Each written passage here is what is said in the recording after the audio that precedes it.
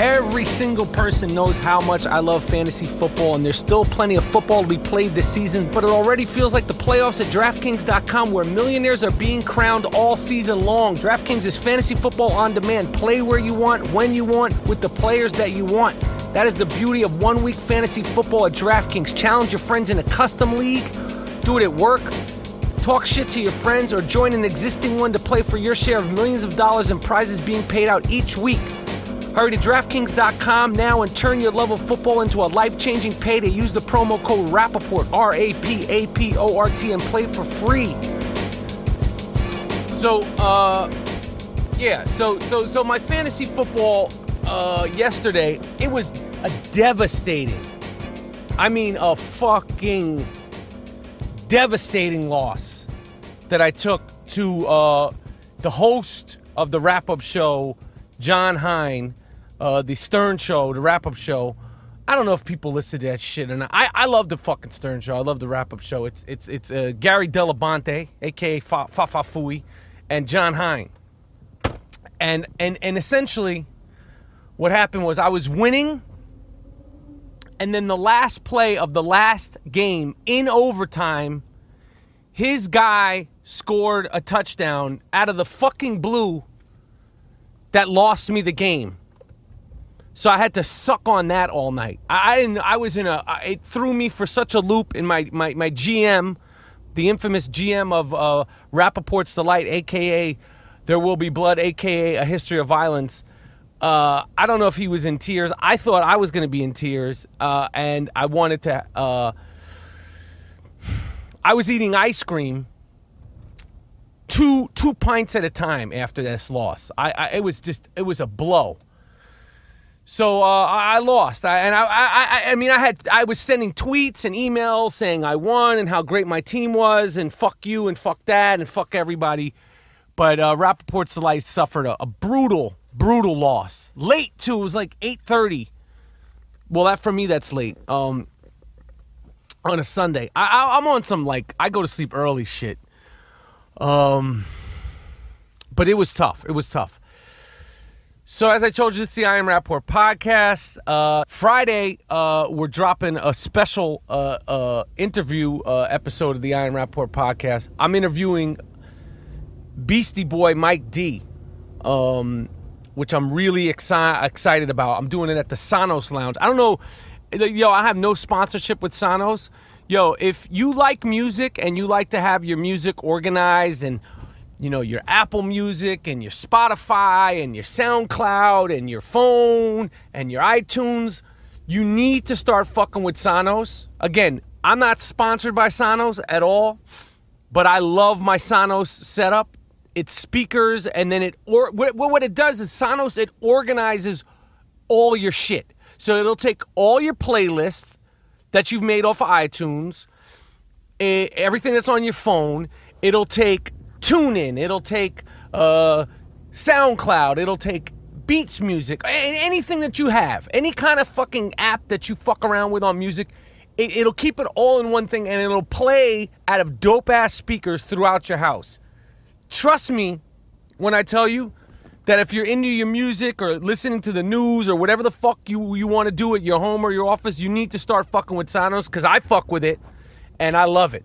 So anyway, they have a lounge out here, the Sonos Lounge, where they have events, and I'm doing a live podcast, a live interview with Mike D from the Beastie Boys, who I truly love those guys.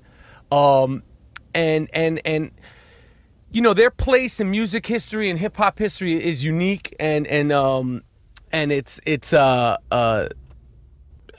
to articulate because they were so original, so honest, so one of a kind, and such a breakthrough act, such a breakthrough group, and they did it for so long at such a high level. And always maintaining a certain amount of integrity, whether the records were great, not as great, whatever, that goes without saying, but there's just they just had a spirit of they never took themselves too serious, but they respected and understood intuitively the origins of hip hop, and then of course they branched out into like funk and soul type of shit, and they started in punk. You know, I don't need to explain what's so dope about the Beastie Boys. What I need to explain is that my interview with Mike D from the Beastie Boys is airing Friday on the next I Am Rapaport podcast, which I'm really excited about. And I can't even tell you how much I appreciate the Danny Aiello interview response, because as much as it meant for me, Danny Aiello is very familiar and aware of the podcast now, and the support and respect and appreciation and adoration and sort of sense of humor that everybody showed and continues to show for Danny Aiello. And, you know, it all stems from the impressions, but he gets a kick out of him. It just means a lot to me, because he's an actor who's been doing it for years, 82 years old, in great fucking shape. And let me tell you something, you know, there's no actor, artist, musician that doesn't appreciate, you know, being complimented, being heard, being thought of, being recognized, being acknowledged. Trust me, you know, a lot of times people will come up to me, this is just me, and they'll be like, you know, they'll give me a compliment and they'll be like, I hope it's okay to say that. And I'm like, fuck yeah, thank you for saying anything. You know, because for me, I've only been doing this 20 years. Danny Aiello probably has a 50-year career, 40-year career at least. And if you think that people saying we love the impression and we love seeing him, we love hearing all his anecdotes on the, it never gets old. It'll never get old for an artist to be complimented.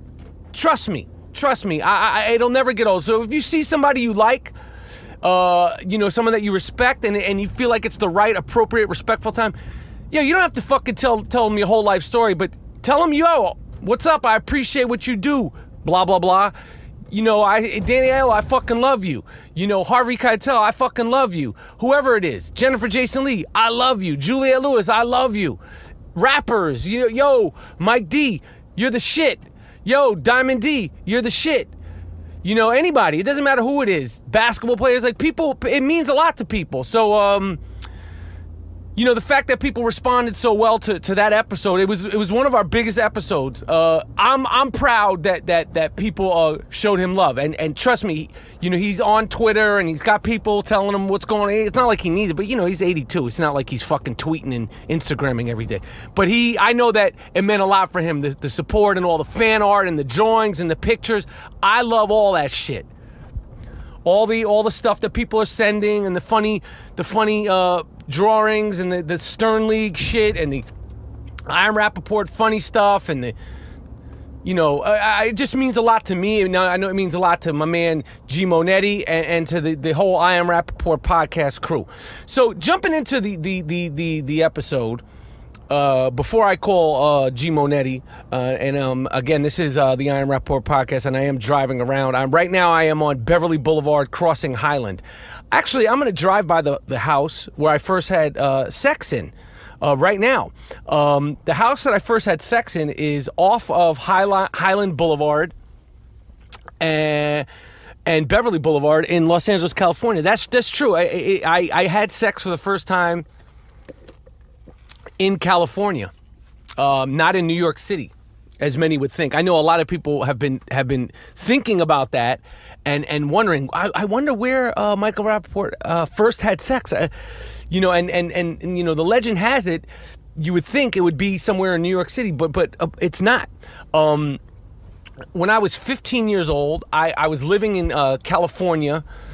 I tried it. With my sister and her mom, my half-sister and her mom, Joanne, and I was going for the 1985-86 school year. I went to Fairfax High School, and in 1986, my birthday is in March, I started dating a girl. I was still 15. I believe I was actually 16 the first time. I just drove by the house, that first house I ever had sex in. For the first time I ever had sex in that house. And a girl and we started dating, and blah, blah, blah, blah, blah. And she was a little bit older than me and definitely more sexually active than me. And she ripped me and stripped me of my virginity in that house. And you know, like most people, probably the first time for guys, it was uneventful. I don't think my fuck style was quite buck wild, but I will say this. I think my fuck style was more buck wild than some, because I had been doing a lot of investigative reporting, meaning asking questions. Like, I would ask questions to you know, other people that I known were sexually active, but I wouldn't tell them that I wasn't. I'd be like, oh, yo, did you do this, or did you do that, or what did you do? So I gathered information. So by the time I had, you know, my time to shine, so to speak, I was, you know, I had some things I was going to try out. And then I just started fucking like a little rabbit. I mean, it was just, you know, every day, you know, it was like a new world opened up. So that happened when I was 16. Here in Los Angeles, I just turned 16. I think that's later than most people, or later than most people who I know, or at least that's what they said. I think people were freaking off at that age. I don't know how I got on that topic, other than the fact that we drove by the house of my first girlfriend named Michelle, who was a nice girl. I don't remember why things went awry. I know it ended in an Asian gang chasing me, and G. Monetti actually in the summer of 1986. Yeah, this is right. The summer of 1986, the things had went awry with me and this girl. And it was probably me. You know, I have a reputation for, when I was younger, I've grown out of that, you know, not letting things go, not letting women go so easily. And I don't think I let that go. And then she had like a leather jacket of mine, or a chain, or I don't know what the fuck, some dumb shit. And then me and G. Monetti, we'll tell this story in full on some episode. She got an Asian gang. And if you're from New York and you're not familiar with Asian gangs, being chased by an Asian gang in California is scary as shit. So that did happen with me and G. Monetti, a.k.a. the Black Ed McMahon, a.k.a. Gerald Moody. We did get chased to no avail. I had a baseball bat planted in the grass in case things went awry. They did go awry, and then I left the bat. So that just goes to show how tough I was. All right, I love this app. It's called Truey, Trueey. You want to get your mind racing, some thought-provoking questions, you go to Truey.com. Go to Truey, download the app. It's a fun app. They ask simple questions. You can agree and disagree. I'll pull it up right now. I'm driving, I'm podcasting right now, and one of the things, the first question I get when I pull on here is, I shower every day. Yes. Okay. 83% people said yes. Ever been to California? Yes. I wish I could be invisible for one day. 93% agree, 7% disagree. You can change a whore into a housewife. 48% of the people agree, 52% of the people disagree. That's a tough question. You have $1 billion and you donate $500,000 to charity, yes or no? Yeah, why not? Why wouldn't you do that, you cheap fuck? 64% of the people have $1 billion and they won't donate, $500 million to charity. I don't know about that. That's tough. It's $500 million. Would you donate $500 million to charity if you had $1 billion? It's a lot of fucking donations. If your best friend wants to kill herself or himself because her boyfriend broke up with her, you should tell her parents. Yes, you fucking sicko.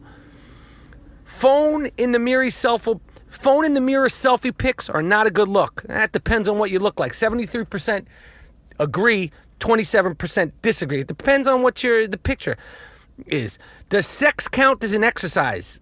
Depends on if your fuck style is buck wild. Now, some sessions, it doesn't. It's not. But if you really put that work in, a long session of lovemaking, whatever you want to call it, that could be considered a workout, because I did something the other day and my legs were sore the next day, and I was like, I must have felt like, I ran a few miles, and I was like, I didn't run a few miles. I never run a few miles. I think I was getting my freak on. Next question. If you're in a committed relationship, should you go out and party with your partner? Yeah, why not? Agree. No one cares about your wedding countdown on Facebook. That's true. 88% of the people agree, 12% disagree. See, that's why I like this app. And sometimes these questions are really thought-provoking. Like, they ask the question, is Ben Carson a sociopath? And me personally, I think that Ben Carson is a fucking sociopath. The next question I'll pull, see, this is the last one, but I like this app, Truey, Trueey. You'd kill somebody if no one knew about it. I got to say yes. I have to say I've thought about that, and the only thing that's stopped me from killing somebody, other than the fact that I don't think I have it in me to actually kill somebody, is going to jail. 38% of the people agree, 62% of the people disagree. This one says, you are over 20 or under 20. I'm over 20, asshole. Is eating your fingernails gross? I have to say, no. I don't think it's gross to eat your fingernails. And I have to say, eating your toenails isn't gross either. 64% of the people agree. 36% of the people disagree. But to each his own. I don't eat them as much as I used to. The real question is eating your boogers when you're alone actually gross? That's the question that you know that I would love to have answered, and maybe I'm going to post that question on here. Is eating your boogers gross? So you could post questions too. The people who go to this app, they post the questions. So that's going to be the question from when you see that question. Is eating your boogers gross when you're alone? I want to see what the people say. Check out this app, Truey, Trueey. This is the Am Rapaport podcast. What's your favorite month? July, December? How about free TV month? This month, when you purchase any Samsung 9 Series SUHD TV 55 inches or above, you get a free 32-inch Samsung TV. That's right. If you purchase a 55-inch TV or above, you get another 32-inch Samsung TV for free. Hurry up, this offer ends December 5th. Visit a participating Samsung SUHD retailer. The Samsung 9 Series SUHD TV is the best way to get 4K and the best TV Samsung has to offer. It has Samsung's most superior level of color, contrast, and brightness, a brighter, more true-to-life picture with a wider range of colors. With its immersive curved screen TV, every seat is a great seat. This is one of those new curved screen TVs. I don't even have one of these yet. I got to get one of these. Plus, right now, when you purchase any Samsung 9 Series SUH TV 55 inches or above, you get a free 32-inch Samsung J4000 Series TV. This is crazy. You buy one TV, you get another TV for free. While supplies last, for free 32-inch model and any additional restrictions and limitations, see participating retailers or visit samsung.com/free TV. One of my favorite magazines, probably the only magazine that I buy, I have a subscription to Sports Illustrated since 1977. That's real talk. But a magazine that I love, I have a love-hate relationship with it. New York Magazine. Now, I love this magazine because, you know, it's New York Magazine. It has a lot of great sort of political articles about New York-centric things, and I don't know, it's good. It's a good article. It has great entertainment stuff. It has great pop culture stuff. It has, you know, great sort of, you know, what to do, what's going on in New York. But as much as I love New York Magazine, I feel like it is a hipster manifesto. Truly a fucking hipster manifesto. And it's proven, I'm driving, by the way, on 6th Street in Los Angeles. New York Magazine has proven yet again that it is the quintessential hipster manifesto, because 2 weeks ago, I believe that was, what's today? Today's something, and then 2 weeks ago was something else. But you could look it up. The New York Magazine issue called Sex on Campus, and the cover photo was two women making out in the photo, and the whole thing is about sex on campus and sex with young people, and you know what hooking up is and what that means, and you know who's having sex, who's not having sex, who's having sex with who, and just kind of like, you know, like this blueprint for what's going on in the sexual culture of young hipster fucks today. And they write this article like, number one, like anything that's going on today is anything more different, vibrant, or satisfying than what was going on 20 years ago. It wasn't. If anything, you motherfuckers are missing out and fucking the whole game up.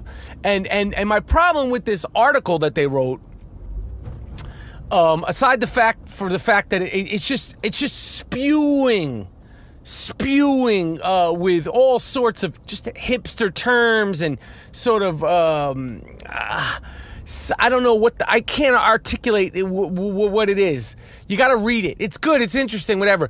But the thing that really got me nuts is they wrote a list of terms.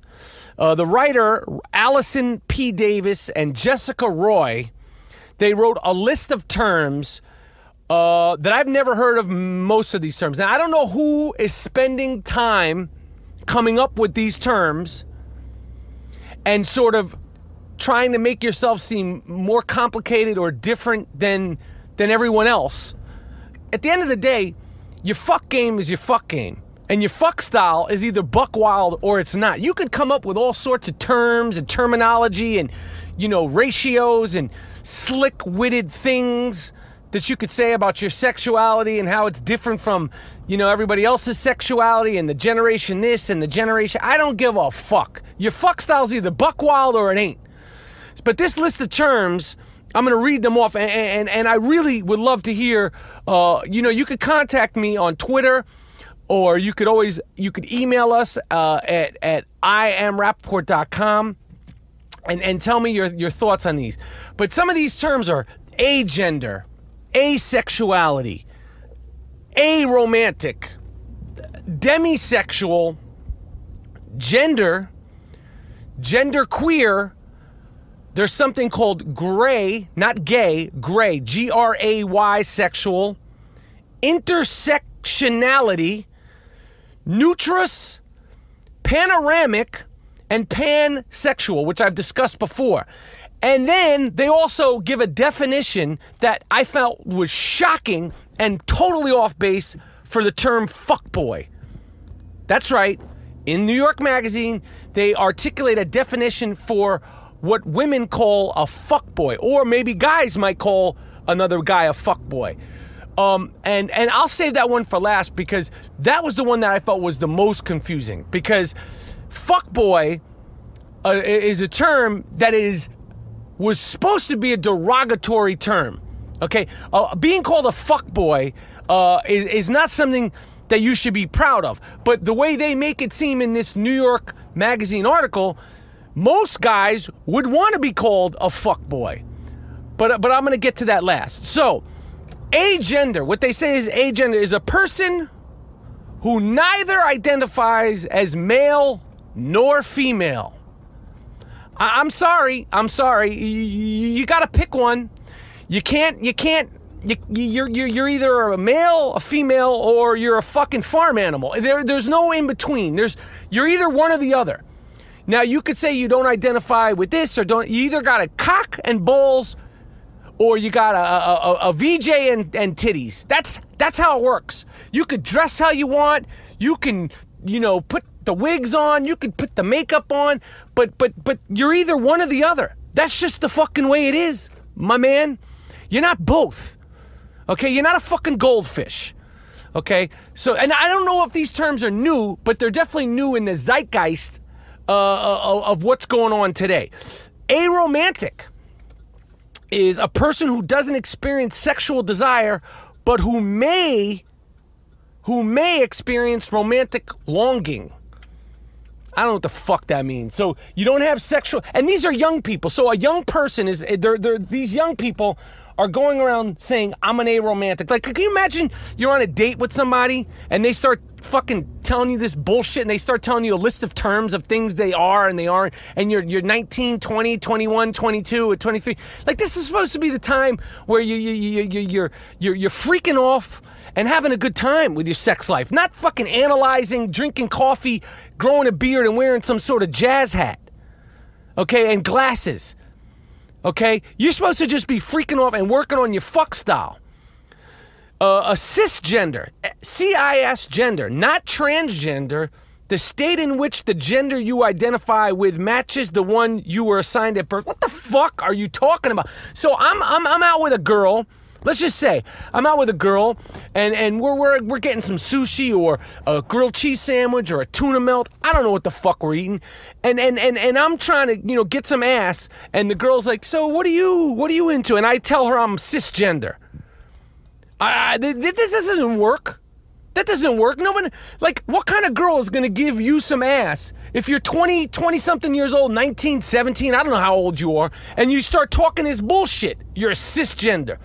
Or a demisexual, a person with limited sexual desire, usually felt only in the context of deep emotional connection. A demisexual.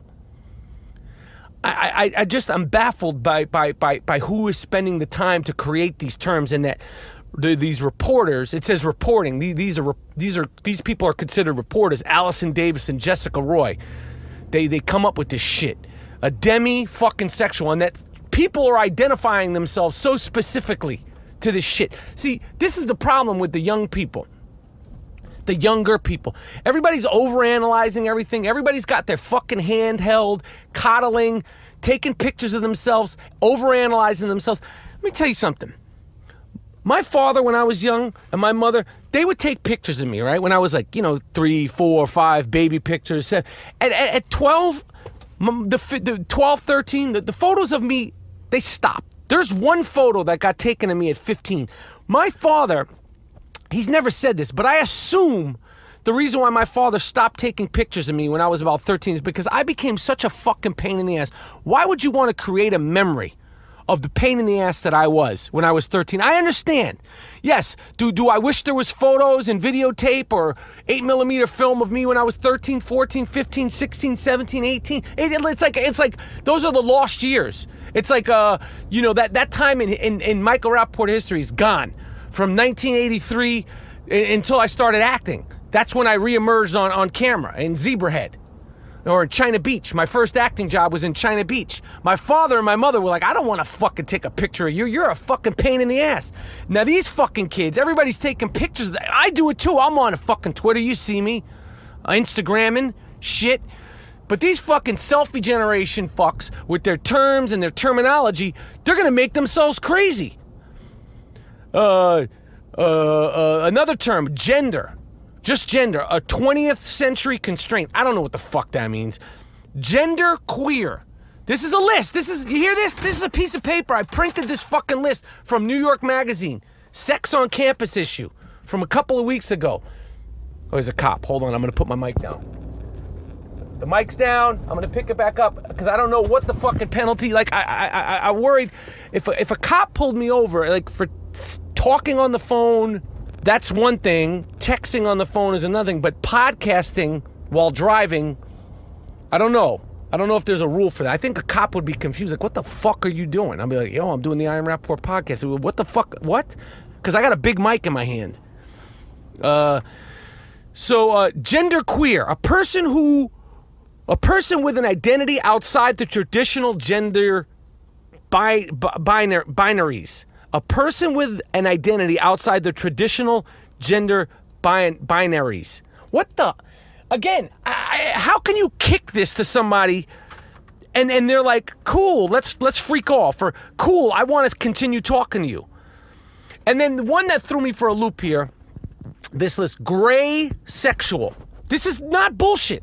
Gray, G-R-A-Y, not gay sexual, not gray sexual. This is a real term. And apparently people are identifying themselves as that. Like, yo, you're either like, this is like all these terms. Gray sexual is a more broad term for a person with limited sexual desire. A more broad term, so it's a broader term for a person with limited, it's broad but limited, a broader term for a person with limited desire. I think I just got cruised. I think a guy just head nodded me. I'm driving through West Hollywood, and I swear to God, while I was reading off what a gray sexual was, at that light, I think a guy just fucking cruised me. You know, gave me like the yo, like to pick me up. A motherfucker out here, it's drizzling, he's got on shorts on and a tight tank top. Holy fucking shit. That's what that was. Yeah. So that's a term. Gray sexual. I wonder, does anybody that listens to the I Am Rapaport podcast identify themselves as a gray sexual? Intersectionality. The belief that gender, race, class, and sexual orientation cannot be interrogated independently from one another. This shit is so fucking wordy and complicated. Like, I just don't understand this shit. Neutrus. N-E-U Trois. That's I don't know how to nutra. I don't know. I don't know what the fuck that means. I don't know what that it means. Agender. Panoramic, a person who was romantically interested. Check this out. A panoramic. I wonder if anybody knows. I wish I got to start doing these fucking podcasts live and taking calls. Because I guarantee you, without any fact-checking, nobody will be able to answer what the fuck this is. Except for Allison Davis and Jessica Roy of New York Magazine, who we should find their Twitter account and find out. I need to get them on the fucking I Am Rapaport podcast. Panoramic is a person who is romantically interested in anyone of any gender or orientation. This does not necessarily connote accompanying sexual interest. I don't know what the fuck that just said. I'm reading it and I don't know what the fuck that means. I'm reading it off a piece of paper, holding a microphone and driving, doing the I Am Rapaport podcast. And I wouldn't say I'm not educated. I am educated. I come from two very well-educated parents, okay? Although I did fucking have a lot of trouble in school, I am educated. And I don't know what the fuck that means. A person who's romantically interested in anyone of any gender or orientation. This is not necessarily, I don't know what the fuck this means. And the last final thing is pansexual, a person who is sexually interested in anyone of any gender. So anyone of any gender orientation. So you're just down for, this is just like a whore or a fuckhole. Last but not least is fuckboy, which where I come from, and where most people were familiar with the term fuckboy, means a bitch-ass motherfucker. Someone who's soft, not gay, nothing to do with gay. Someone who's soft, someone who is not to be trusted, someone who whose word is not bond, whose word is not born, someone who's an asshole, a lying, cheating, fucking bitch-ass trick. That's what a fuckboy means. This fucking list says that a fuckboy is someone, a guy, who is only good for sex. Now, if that's the case, what young man wouldn't want to be called a fuckboy? If a girl says, oh, he's just a fuckboy, and you're 19, 20, 26, 27, whatever the fuck, whenever you start to care about these things, young men would only desire to be fuckboys. Because what man wouldn't want to be thought of, oh yeah, he's only good for sex at a young age? Cool. I'm only good for sex. I'm a fuckboy. All you want to do is fuck me. Do you understand? Do you understand how this is a problem? You understand how this is confusing? That being called a fuckboy shouldn't be a good thing. They're making it sound like being called a fuckboy is a bad thing, but in reality, men would not care about being called a fuckboy. Like when I was 19, 20, 21, if women referred to me as a fuckboy and it meant that I was only good for sex and I didn't have to stay and listen to you fucking, read off the fucking terms that you think you are and that you think you're not, I would be happy as a pig in shit. Leave me alone. Let me go about my merry business. Okay? I'm a fuckboy. I come in to tear that ass up and then I go. Oh man, the I Am Rapaport podcast is sponsored by the best mattress company in the world. Casper Mattresses is an award-winning sleep startup that launched with an outrageously comfortable mattress sold directly to the consumers. It has a sleek design and is delivered right to your door in a small box. The Casper mattress is available in all 6 standard sizes and backed by a 10-year full warranty. Can you believe that? It's manufactured and hand-stitched in America. Free 2 to 5 day shipping anywhere in the United States and Canada. Casper's 100-night home trial allows individuals to return their mattress for a full refund at any point within 100 days. That means you could sleep on the mattress, try it out for 100 days, and if you don't like it, a courier will pick up the mattress for donation to someone who's smarter than you or recycling. Go to Casper.com and receive $50 off using the promo code Rapaport on your first purchase. Casper.com, CASPER.com. I have never considered myself somebody who gets offended by things easily. I think I'm relatively open-minded and, you know, listen, do what you want to do. But I saw something that somebody, a good fan of the Am Rapaport podcast, I'm gonna actually shout her out because she sent me this, and then other people did too. But the first person to send me this was a fan of the Am Rapaport podcast who was always sending me funny stuff and being supportive and all this stuff. Fuck, I can't remember her name. I can't find her fucking name. Oh, yeah, I got it. Here it is. Her name is Vegas702. Okay? I won't say her full name, but her name is Angela. Vegas702 is her Twitter. But Vegas702 sent me, because she knew this was right up my alley, and I appreciated Angela. She sent me a video, and she said, this guy needs to be, he needs to be discussed. And she suggested that we give him the sick fuck of the week. And you know, as we talked about the sick fuck of the week, that is an award that's not given. It's not just given. It's earned. The sick fuck of the week. And I was scratching my head for hours trying to figure out what to do with what I'm about to mention. And how to track this motherfucker down, which I haven't done it. And I've come up with the idea to give this guy the nasty fuck of the week. So Angela, Vegas702, sent me a video of a guy on Twitter, people have probably seen this, who is laying down, and he's butt-ass naked, and the camera's, I don't know if it's mounted or somebody's doing it. It looks pretty steady. I couldn't get through the whole video because I'm just like, I cannot believe that motherfuckers do this and then post it, and what that is for. Like, why do you want people to see this? Do you want people to see this because you want to inspire other people? Do you want to show how sick and nasty you are? I don't know. But the camera's in between his legs. My man is butt-ass with his fucking loaf out, with his hard loaf out, and he has some sort of giant snake, not his loaf, an actual snake, not his dick, not his penis, a snake, a real snake, not a little one, a big one, looks like a fucking, the kind of snake that it can turn on you and kill you. And he has this snake wrapped around his dick, his loaf. I shouldn't even be calling what he has a loaf. A loaf is a term of endearment. And he's jerking off into the snake, fucking the snake. Not fucking the snake in the mouth, but like the snake is wrapped around his loaf.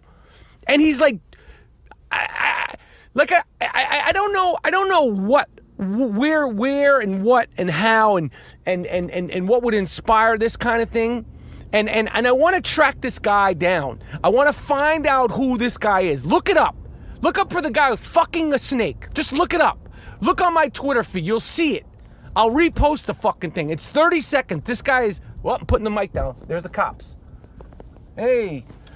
This guy has the snake wrapped around his dick. And he's jerking off. And I don't know if he busts off at the end of it or what. I couldn't sit through the whole video. I've tried.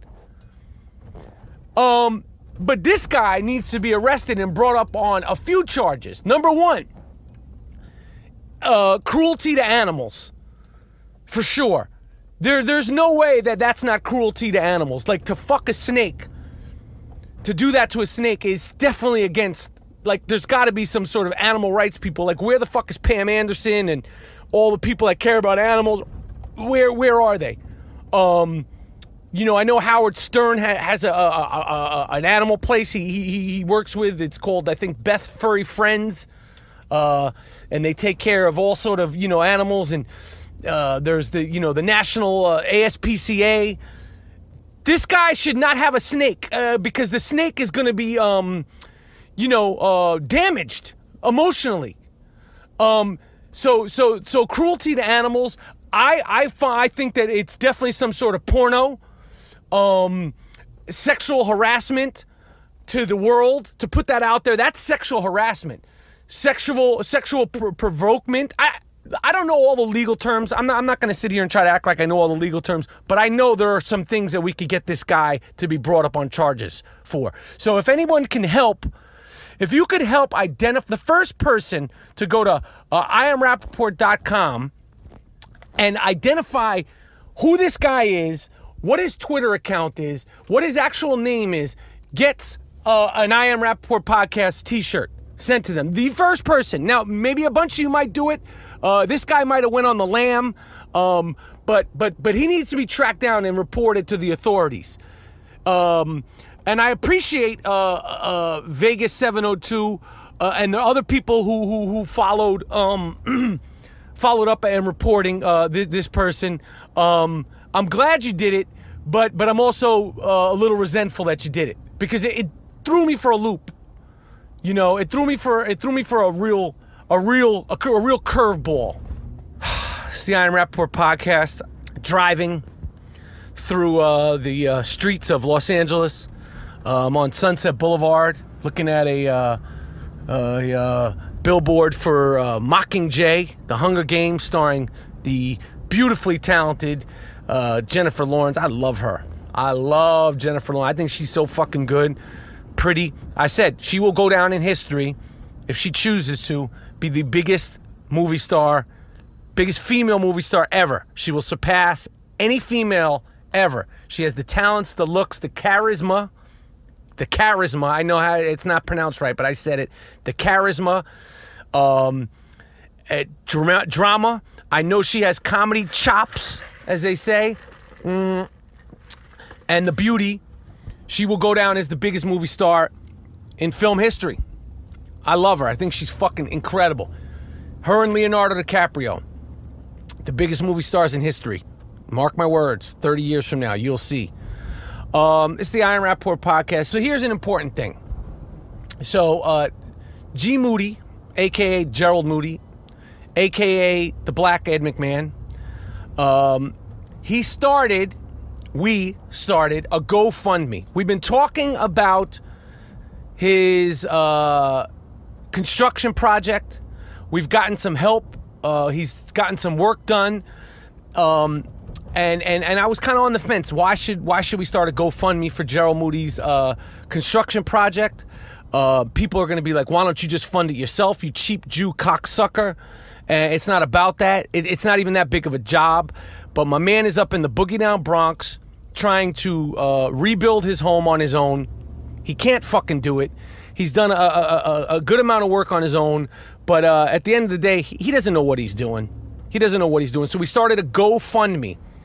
And we're going to put it out, the details of it. And on the GoFundMe, you can, you know, you could do a donation of $1, $5, $30. You could go up $100, $150. We're giving away T-shirts. We're giving away signed T-shirts. We're giving away customized Danny Aiello iPhone messages. I could call you. I could leave a message on your iPhone, and I could be like, "You cocksucker, motherfucker! You've reached Donald. You stupid motherfucker. Leave a message after the beep." I could do that for you. I want to get my man hooked up. He's working his ass off to try to make this house that he lives in the Bronx suitable and comfortable and livable. Right now, it's a shitbox. We're going to post a video of what the place looks like now and then what it looks like later. I believe the goal is 10 G's. And we have new I Am Rapaport podcast T-shirts. We have we're going to put it all up. The black. We have the gray with the orange and yellow, the orange and blue. And then we have we got all kind of shit. And I'm giving away all kind of shit for a $30 donation. Now, I'm giving away some I Am Rapaport podcast T-shirts for free. If you make a $30 donation, I'll probably send you 2. That's because this is the way I am. The first generation of I Am Rapaport podcast T-shirts, no one paid a fucking nickel. Some of the people that have I Am Rapaport podcast T-shirts have 2 to 3 I Am Rapaport podcast T-shirts. But for a $30 donation, you get a brand new American Giant soft-ass I Am Rapaport podcast T-shirt, or you get a second generation, new edition, original soft ass I Am Rapaport podcast T-shirt for $30. And like I said, that's for one T-shirt. But the way I am, and with these T-shirts, I love the fans, and the fans love the I Am Rapaport podcast. Most likely, I'll throw something else in there, a fucking sticker or another T-shirt. I don't know. Send me your sob story. You get $30, I'll give you 2 fucking T-shirts. Probably. We'll see how this goes. I run out of these fucking T-shirts. And I gotta tell you, the most pain in the ass thing about giving away the T-shirts for free, or if you fucking donate to the GoFundMe.com for G Moody Construction, is the sending them. Packing them, putting the fucking, the address on the thing, and then licking the thing. I gotta lick the envelopes. And I don't know if I've ever told you about my aversion to paper, but I have a real aversion to wet paper, which means wet envelopes or wetting an envelope with my mouth. The smell of Band-Aids, although they've changed that, and they sort of have no smell. But when I was a kid, the smell of Band-Aids were very bad. And I have a really venomous fear of wet newspaper. I don't know why. So $30 will get you a shirt. $150 will get you a T-shirt and an autographed Beats, Rhymes, and Life, A Tribe Called Quest DVD. I have a few of those left. So for $150, I'll sign Beats, Rhymes, and Life, The Travels of A Tribe Called Quest. I don't know if anybody's seen that documentary that I directed about A Tribe Called Quest, but I have a box of those. I'll put in some fucking stickers. I got posters of A Tribe Called. The poster's dope. If you've seen the movie, the artist who did the graphics in the movie also did the poster. What else? For $20, for a $20 donation, you get your name on a brick in the Gloom Tomb. Okay, we got bricks in the Gloom Tomb. We'll put your fucking name on one. And for $20, you also get a customized Michael Rapaport as Danny Aiello outgoing message on your phone. Okay? And then I'm gonna say this. For $35, I'm gonna just go on for $35 for my man G Monetti's construction project. You get to I'll do a 15-second Instagram video for you. And this, you might be like, why the fuck would I want that, Mike Rapp? I don't give a fuck. Hey, you might want it, you might not want it. But the real thing we're giving away is the T-shirts. Are fucking dope. American Giant T-shirts and the first edition soft-ass I Am Rapaport podcast T-shirts. They're infamous. I gave away 1,000 for free, okay? I gave away 1,000 of them for free. So that's some of the information, and we're going to post all the details and all this shit and how to do the G Moody GoFundMe construction project. And like I said, the goal is to raise 10 G's. Every penny of it will go to the Black Ed McMahon fixing his house in the Boogie Down Bronx into something that's special, spectacular, and livable. Because right now my man is living in a shit box, and he thinks he's Mr. Home Improvement, and my guy doesn't know shit. He doesn't know shit. He's busting his ass in there. This is real talk. The video's up there. He's busting his ass in there with a fucking nail filer, a pair of goggles, a mini sledgehammer, and a steak knife. This is how he's gotten the place to where it is now. And now we need to take it to the next level. So that's the information. We're going to post more at IamRapaport.com where you can find out all the details. And then and you can find the GoFundMe project for G Monetti, a.k.a. the Black Ed McMahon. The I Am Rapaport podcast is sponsored by Mack Weldon. Mack Weldon is a New York City-based company that lives and breathes New York. They make the best underwear, the best T-shirts, the best socks at Mack Weldon. They use great, soft, comfortable, breathable material. It's light. The fabric is great. You could shop online or on your mobile phone and check out in less than a minute. Mack Weldon wants you to be comfortable and look good. It's perfect for the guy going for a run or the guy on the run. Use the promo code Rapaport, RAPAPORT, for 20% off. You get 20% off your Mack Weldon underwear, socks, and T-shirts, long sleeve T-shirts. Check it out, Mack Weldon, MackWeldon. Trust me, I'm wearing my Mack Weldon right now as I speak to you, the people. So I was down in Vegas working on this show. Andrew Dice Clay, who I've never met before, but obviously like most people, I'm a fan of his. I mean, shit. Andrew Dice Clay is so iconic, so original, blasted onto the scene, and I believe it was 88 or 89. and was like a fucking rock star. You know, one of these first comedic rock stars. I mean, Eddie Murphy was the first to take it to that rock star level. And then it was Sam Kinison. I don't know the order. I may be getting it wrong. But Dice was so fucking like, it was like, whoa, what the fuck is this shit? So, you know, in the Hickory Dickory Dock, I mean, he was just like, you know, Fonzie and Rocky and John Travolta, like, on like fucking, you know, pot, acid, and dust when he came out. Like, he was just incredible and unique and caused so much controversy. I wonder if somebody like Andrew Dice Clay came out today, would people even bat an eye? But I guess they wouldn't bat an eye because he came out that many years ago and sort of, you know, opened up the culture, because I mean, you know, the language, and he was getting protested, and the sense, it was fucking nuts. So anyway, he's got a new show for Showtime that's coming out, and I did something on it with him, and I got to meet him and work with him, and I'm excited about that. It was very, very, very, very well written show. So I'm looking for that'll come out in next year, 2016. I believe the show is called Dice. What else is it going to be called? Starring Andrew Dice Clay, and it's kind of a hybrid, you know, I would say along the lines of Curb Your Enthusiasm or Louis. You know, it's like, it's not a reality show by any means. It's a scripted show, but you know, he plays himself.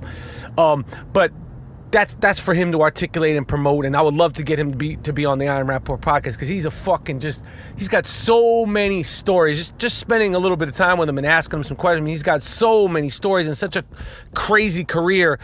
Just the first half of it, because he's still going and he's still doing his thing. And how you doing? Yeah, I'm podcasting. You're cool. You're tough.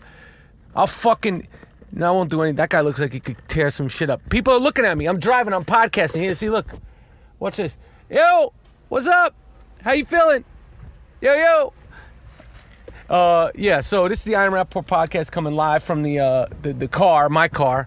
Yeah, fuck you. And so anyway, so I went to Vegas, and flying to Las Vegas from California, from Los Angeles, is everything about the Las Vegas experience. I don't know if some people like it. I don't gamble. I don't like to gamble. I don't gamble. I don't like shitty food. I don't like interior smoking. Vegas seems to be the only place where you could just smoke openly. I don't like seeing, like, Vegas is such a shit box that like when you fly, like, I swear when I flew there, the flight's about an hour long from Los Angeles to Vegas. And they just hoard you on the plane. There's no seating. You know, it's like kind of like first come, first serve. It's like there's the Section A, get the fuck on the plane. And then the person will be like, Section B, get the fuck on the plane. And then Section C, the rest of you motherfuckers, find a middle seat and stuff yourself in there. And then the plane just like, everybody got their seatbelt on? Good? No? Okay, we're taking off. And then the plane takes off. And then it's just a race to get there. It's just a race to get there and to dump the people out. And all my life, I swear it felt like the landing was like the plane just got thrown to the ground. Like, I didn't feel like we were gonna crash, but it literally felt like it was just like it was just like boom. Like, it just, like, there was no like wheels touch, smooth landing. It was like it went Kah! and I was like, what the fuck? And I know the woman sitting next to me was a hooker or some sort of deviant sexual chick. She was absolutely going to Vegas to either strip, fuck, or do some sort of lewd act. Rest assured. And I grabbed her fucking hand because, I mean, it literally felt like they just dropped us on the ground. Again, I never felt like I was in danger, like the plane crashed, but it was such a jolt. And I grabbed this lady's hand, and, you know, for a second, she humanized for a second, and I saw some fear in her eyes, and she could see the tears welling up in my eyes, and then she looked away, like, because we were safe. That's all she gave me, was 2 or 3 seconds of eye contact. I'm sure she was focused. She had her mind on other things, because she was definitely going down there to do something. Not good. She had a weave on. It was this black chick. She had a weave, a low-cut skirt. Who the fuck flies like that? Who flies in a low-cut skirt? When I'm on an airplane, I try to cover everything, every part of my skin, because it's so gross. The planes are so gross, especially to Vegas. Like the shuttle back and forth to Vegas. It's like literally, it's like a fuck. You might as well be on the 5 train. It's a shit box. And then you get down there and they you know, and everybody, as soon as you land, the gambling and the fucking smoking and the drinks and everything that I have no interest in. I have no interest in the bad food and the beaten down waitresses. And it's just a hellhole. And then, you know, you hear all these tales like, oh, they funnel oxygen in the room so you can't sleep, and I couldn't sleep, and you know, and then you hear like, well, they design the parking lot so you get lost, so you have to make your way back, and that happened too. So I was trying to leave from one casino to go to another casino to get a proper meal, because the first night I had a cheeseburger, and while I was sleeping, I thought I was gonna vomit in my sleep and kill myself like Jimi Hendrix, like I was gonna choke on my own vomit from the cheeseburger that I had. It was disgusting. The fucking, like, the burger was like, you know, undercooked, and the bun was overcooked. I don't know how you do that, but it was just like, I hit, like, when I chewed through the bun, like, the first part was soft, and then when I got to, like, the creased part of the bun, like, it got crunchy. It was just shit. And I was down there, and then I flew. It was just a hellhole. I don't know why I brought up Vegas, but I can't stand that fucking place. Some people, like, you go there and everybody, it looks literally like they're filming a movie of like, you know, like The Walking Dead. Like, everybody looks like they should be in a movie because everybody's all fucked up looking and beaten down, and everybody's shot, the lights are on, and they have 24-hour Starbucks. Who the fuck needs Starbucks 24/7? Exactly, only in Vegas. Because they want you to stay up. Either you're gonna drink your fucking your drinks, or that you're gonna caffeinate yourself to keep spending your money and smoking cigarettes and gambling your life away. So I hate. I've never spent more than 24 hours there, maybe 72 hours there at the most. I can't stand that fucking place. And we were shooting in a casino, on the casino grounds, and it was open, so like the regular people were with the people filming, and it was just a fucking zoo. And let me tell you something. Andrew Dice Clay can articulate this better than me. I've never seen more aggressive people approach a celebrity than the way people approach Dice Clay. Motherfucker, yo, he needs a bodyguard. Motherfuckers come up to him like they know him and want to fight him. Like, they're like, yo, Dice, yo, no, like, people are men, women, everybody that approaches him. They don't approach him nicely. Like, they love him, but they're so excited to see him, and because of his persona, they like think it's like, you know, they're in a sparring session with him. They just, yo, let me take a picture. I mean, I get that a little bit. I've never seen people approach a celebrity so crassly and inappropriately and just heavy-handed, you know, and it's like, oh, you're getting approached. Yo, my man is sitting there minding his business, and motherfuckers are like stuffing cameras in his face, doing hickory-dickory, like, yo, he's sitting there talking to his kids. People are animals with Dice Clay. I'm sure he's had so many confrontations with fans that are well-meaning. But, yo, leave this fucking dude, like, yo, approach with caution. You can't just go up to people when they're sitting there talking to their children or whatever they're doing and just, you know, bombast them with shit. And the way they come at Andrew Dice Clay, it's far out. Apparently, before I got there, something had happened. A fan who obviously was a fan came up to him and was grabbing him and like insisting on a picture, and everybody with the fucking cameras. Like I said to Dice, I said, "Yo, in the '90s when you were the king, if people had cameras, you wouldn't be able to make it through anywhere because he was so famous and so iconic and so one of a kind. Like now, every step you take, motherfuckers want to take pictures with you. For what? Bad selfies with flash lighting and you look like shit? I don't know. It's the Am Rapaport podcast. I'm driving. I need gas. My car's running out of gas. Oh, man. My fucking head hurts. I'm talking here. What can I say? Yo, also, I appreciate all the reviews on iTunes. Okay? It means something. The reviews, apparently. You want to say that I'm an asshole? Go ahead on iTunes and say that. Or you, more appropriately, you could say, go to iTunes where they have the podcast reviews. Literally do it. It'll take 30 seconds. You give a good review of the Am Rapaport podcast. It helps us. It helps the brand. We're building a fucking empire. The Am Rapaport podcast is a worldwide phenomenon. It is the only non-fact-checking podcast entity in the world. If you hear another brand, another podcast brand, say that they don't fact-check, call bullshit, because we came up with that. We do not fact-check. I am driving in a car with a microphone in my hand doing this episode of the Am Rapaport podcast, live and direct. The Am Rapaport podcast is sponsored by American Giant Clothing. The best hoodies ever. Look it up. Go online and look up the best hoodie ever made. You'll find that American Giant was written up about the best hoodie ever made. I'm wearing one right now as I drive and podcast. American Giant. T-shirts, sweatshirts, hoodies, sweatpants. American Giant. Champion cannot fuck with this shit, yo. All right, we're calling my man G Monetti. This is the Am Rapaport podcast. I actually had to pull the car over to do this. We're coming live and direct from Los Angeles, California. And yo, what up? Hey, G Monetti, what's going on? Hey, everything's everything and ain't nothing. Hey, shit. I like that. This is the Am Rapaport podcast. I am the Mandingo. I am the Gringo Mandingo, and I am also known as the White Arsenio Hall. And I have my man G Moody, Gerald Moody, a.k.a. We need a third name for you. But I've been doing a drive-around podcast because G Monetti is in the Boogie Down Bronx gloom tomb. Yes. And let's just jump into this, G Moody, because I told the people about the G Monetti Gerald Moody Construction GoFundMe project.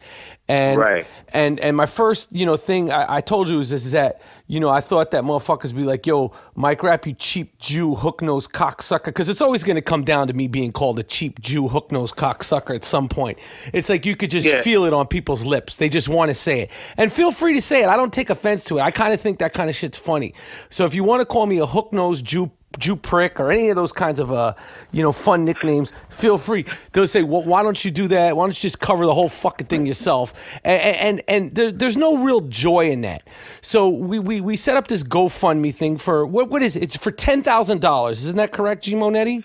Yes, it is, man. And why don't you, since it's your crib, since I basically said, I didn't say you're living in a shithole, but I said it's just not ready to be lived in, and you're living there, and we've talked about your comings and goings of trying to do this on your own, and now we need some help. You need some funds, and you need some real workers. So absolutely. Articulate what will be going down with this GoFundMe project. Break it down for the people real quick and real nice for the people.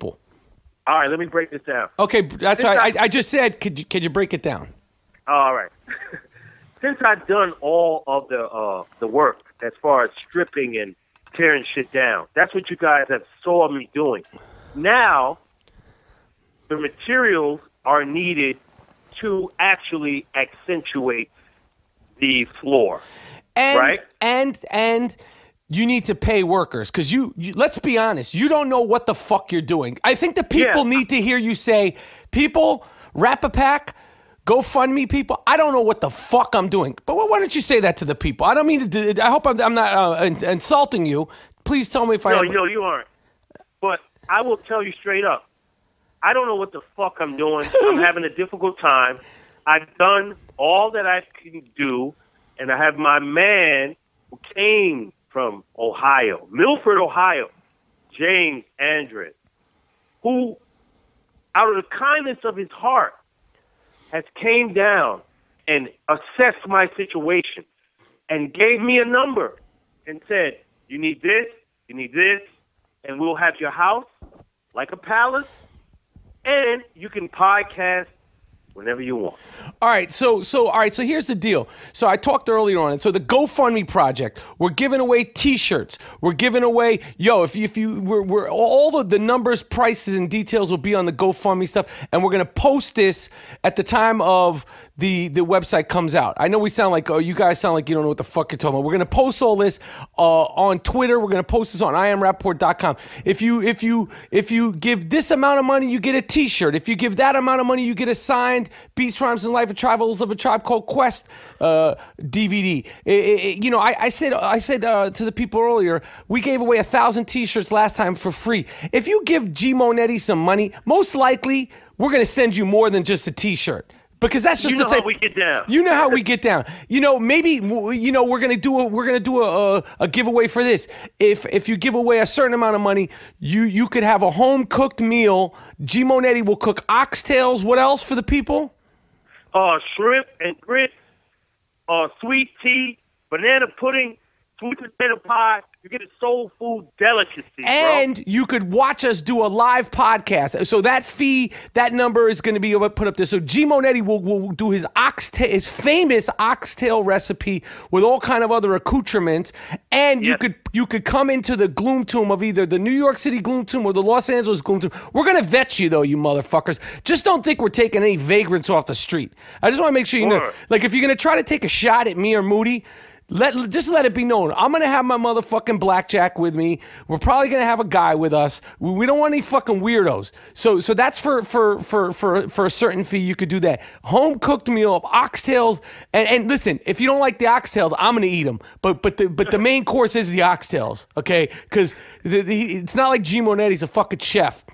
So I am a chef, bro. G Monetti, you're a guy who can cook a few things.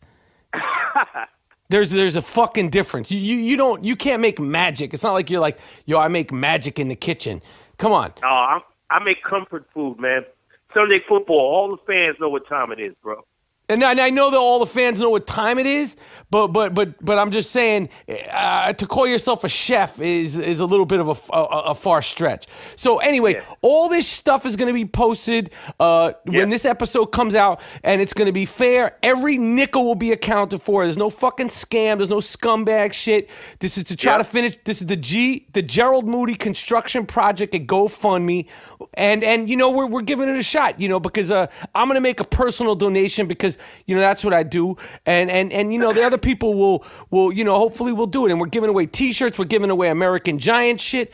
I don't know what else I got. Call question. Yeah, we're giving away. Autographed by my man Rapaport. You know what else we're doing, G Moody, is we're doing customized Danny Aiello outgoing phone messages. So you could be like, you cocksucker, you just called Dennis, you dumb motherfucker. Leave a message at the beep. That'll be for a certain price. So we're doing all that shit, and hopefully, boom, we'll raise his 10 G's, and then G Monetti could get his crib fixed up and be living in the lap of luxury. I mean, it's still going to be, there's still going to be work to be done, but that'll get the job done. So we're excited about that. We're humble about it. I think it's the way of the future, and I think that you being the Black Ed McMahon and being beloved, the fans love you, G Monetti, and why shouldn't they? Man, and I love them too. Man. I know. We love the fans. I already did the whole thanking the fans, but sometimes me and G Monetti will be sitting back, may or may not, be puffing on something. I'm not going to, deny or confirm that.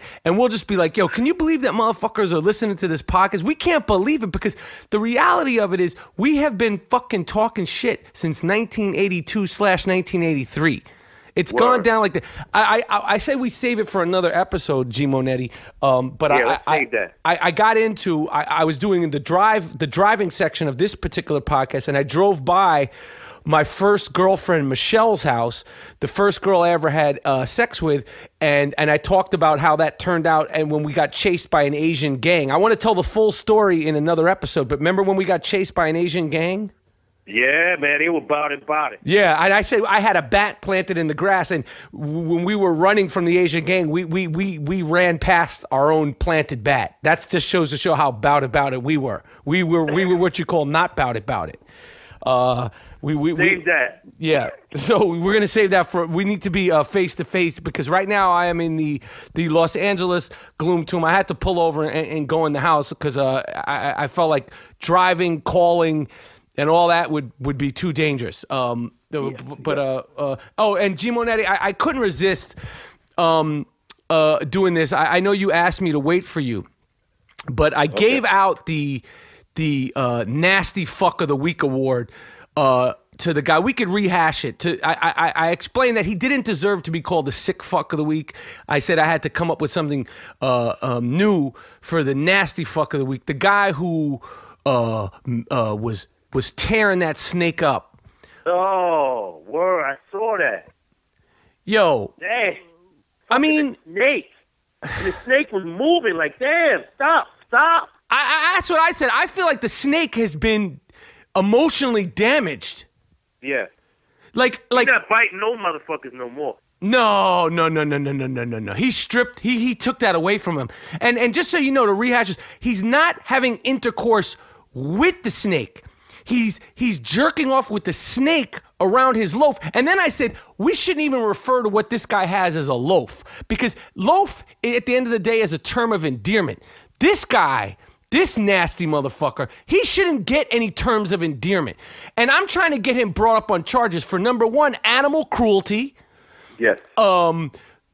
That's some sort of pornographic material he put out on Twitter and Instagram. You shouldn't be allowed to put that out in the world and then there's no ramifications. Like, it's not just like, oh, you're going to get cut off Twitter. Because this sick bastard can just make another Twitter account and do more videos of him doing God knows what with snakes.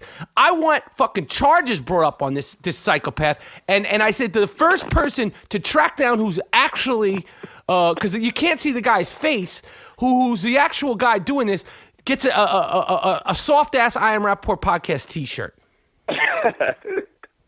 Because this motherfucker needs to be tracked down, and we need to try to get charges brought up with him. Damn.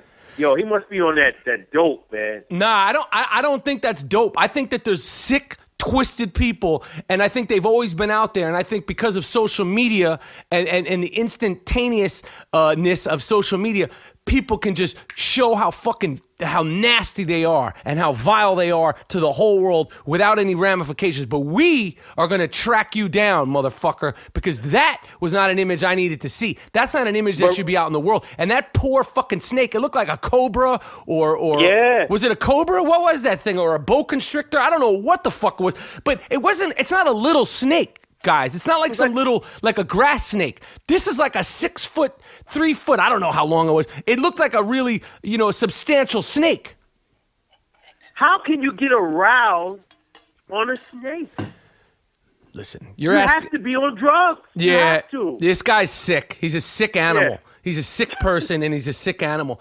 The other thing I wanted to bring up, and I said we're not talking about these Kardashians any fucking more, but this is sort of in that vein. There is a guy, and I want to find him, and I want to get him on the I Am Rapaport podcast.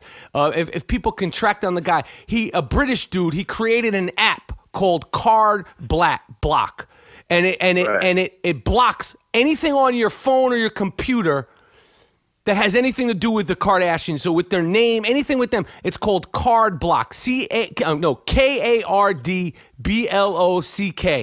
So this fucking guy, he needs to win some sort of award, first of all. And second of all, we want to track you down, friend, and we would love to have you on the I Am Rapaport podcast. We would love to have you on it. I love that guy. And we would love to send you T-shirts and sweatshirts pro bono, just because we appreciate your forward thinking. Word.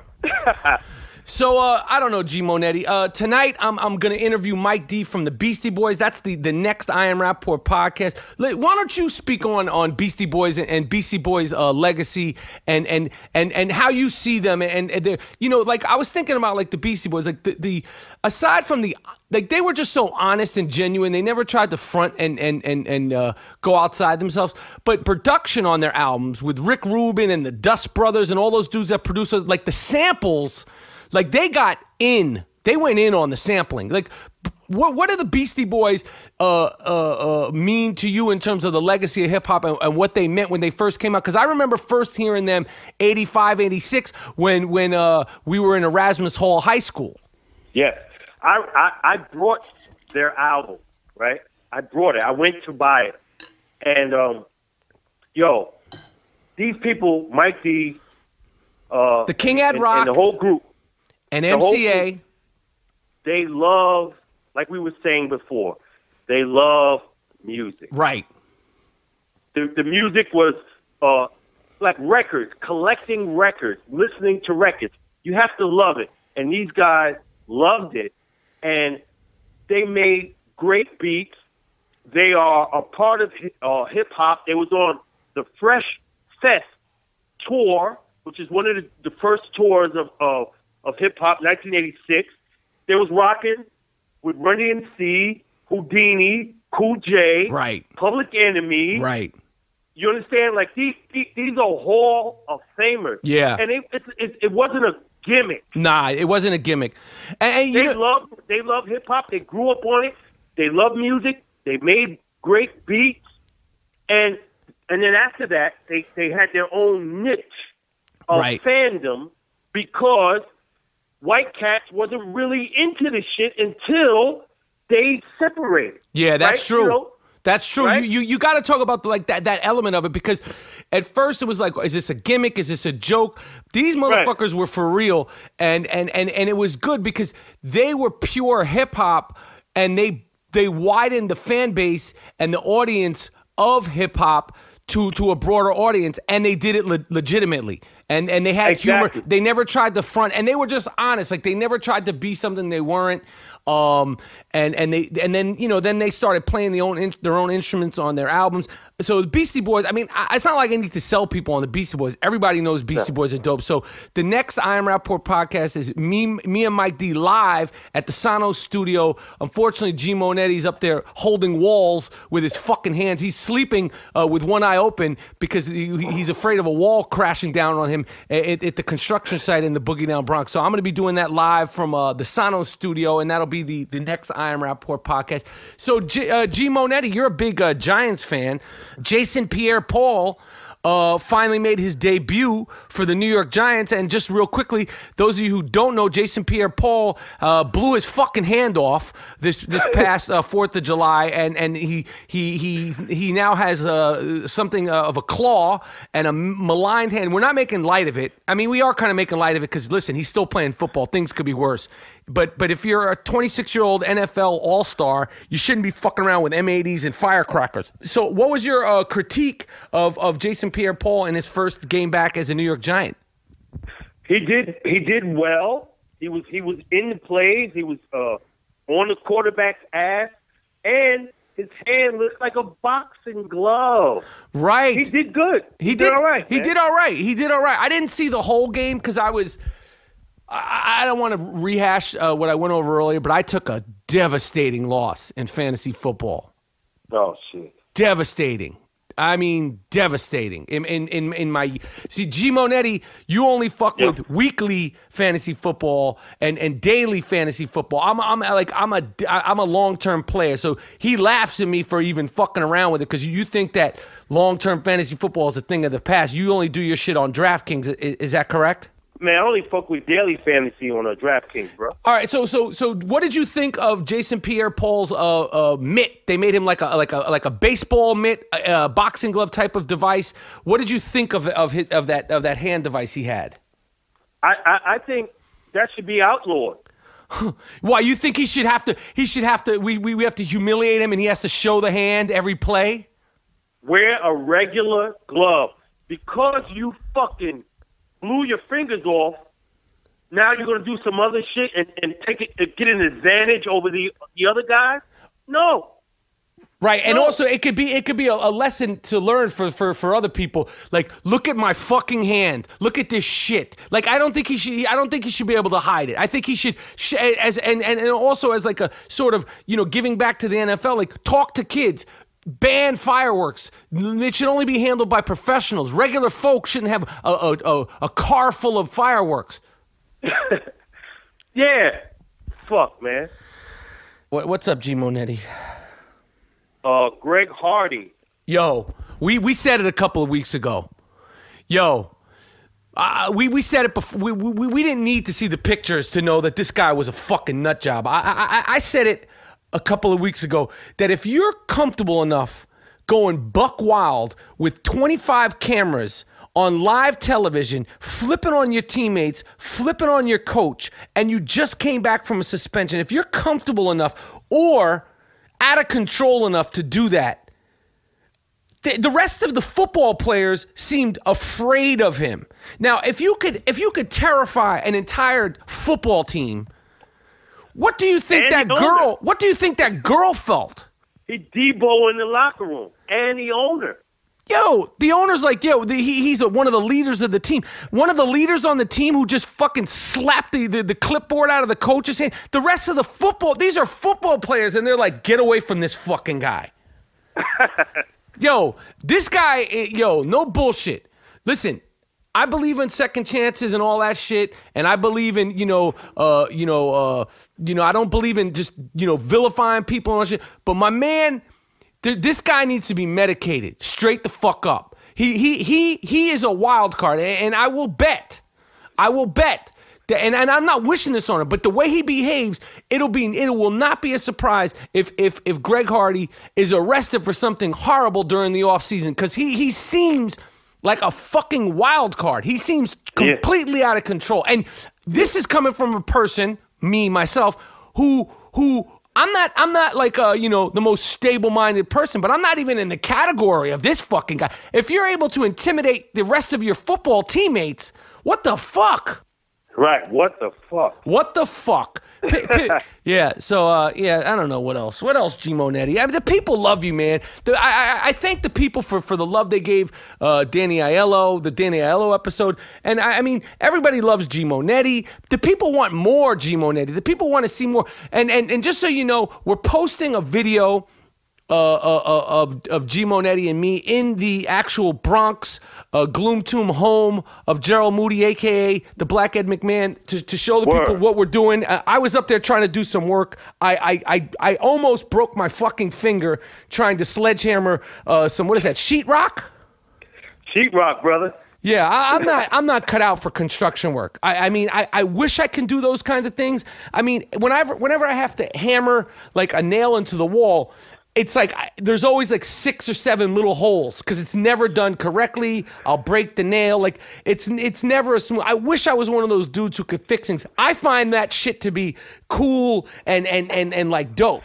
Like motherfuckers that could come in and turn the electricity. Like the other time, one time I tried to do a dimmer on my apartment in Los Angeles, my second apartment in Los Angeles. I tried to put a dimmer on the thing. I knocked myself out from being electrocuted. Literally. I was on the fucking floor. I could have killed my fucking self. There would never be an Am Rapaport podcast. I mean, I'm not the guy to if you need anything done. Now, if you need something duct taped, you call me. Because I'll put some duct tape on some shit. Like, I'll duct tape your ankle. Like, I don't fuck with, like, adhesive tape. I fuck with duct tape. I've duct taped when I coached my kid's basketball team. If a kid, twists his ankle, you come into the locker room at halftime, I don't have any fancy adhesive wraps. I duct tape your shit with some Gorilla tape at the Gorilla Duct. I send you the fuck back out there, get the fuck back out on the court, and let's get into the game. But anything other than that, that's about as far as I can go. And, I'm never going to try. And I would like to learn, but I'm never going to just try to fuck with things on my own because I'll break them and or possibly kill myself like I did the time I got electrocuted. Yeah. Damn, man. Yeah. So anyway, I'm going to wrap this up. I'm about to go for fuck it. I'll wrap it up with you, G. Monetti, or I'll wrap it up on the. Listen, we're going to be face to face soon, doing the I Am Rapaport podcast. G. Monetti's going to either be coming out to the West Coast, or I'm going to be making my way back to the New York City Gloom Tomb. Do you have anything else you say to the people, G. Monetti? I love all the fans. I try to respond to all the great fans. And I'm coming out to L.A., man. We're going to do it up, bro. Yo, G. Monetti just gave away 10 fucking I Am Rapaport American Giant T-shirts on your Twitter feed. You gave That's right. 10 people that posted their reviews on iTunes of the I Am Rapaport podcast. You gave away 10 T-shirts. I like that. That's right. Because G. Monetti, how many Twitter fans do you have? I have 1,400. That's shit. Yeah, that's dog shit. I'm sorry, brother. I'm sorry. That's piss. I feel bad. That's fucking garbage. I'm sorry. I hate to shit on you like this, but that's listen. The guy is the co-host of a worldwide phenomenon, which is the I Am Rapaport podcast, and my man has 1,400 fucking Twitter followers. Come on, man. Wigga, please. Wigga, motherfucking please. My man can't even break the 5K mark. He's giving away free shit. Come on, man. Come on. And we give him hard, Rapaport. We give it hard. Yo, rough, rugged, and raw. We do it. We do it the way it's supposed to be done. And then we'll just give away free shit for nothing. Just because the root of it all is, yes, we got a couple of sponsors here and there, but the root of it all is we cannot fucking believe that we've taken it this far. This is our 103rd or second episode. This is like the Biggie Smalls line. I never thought that hip hop would take it this far. Yes, this is a hip hop podcast. Yes, we don't even need to talk about hip hop. We're so fucking hip hop. We don't need to interview Joe Schmo, rapper who's 19, who's talking about this and that. Everything we say, everything we do, every thought, every sentence, every faux pas we have is hip hop. It's embedded. Right. It's because it's embedded in me and G Monetti. That's it, man. Right. That's it, G Monetti. That's it, man. I'll talk to you later. I'm fired up. I'm excited about the Gerald Moody construction GoFundMe and shit. That's it, man. You know, we're gonna post all the information and we're out. All right, later, bro. Peace, G Monetti. Peace.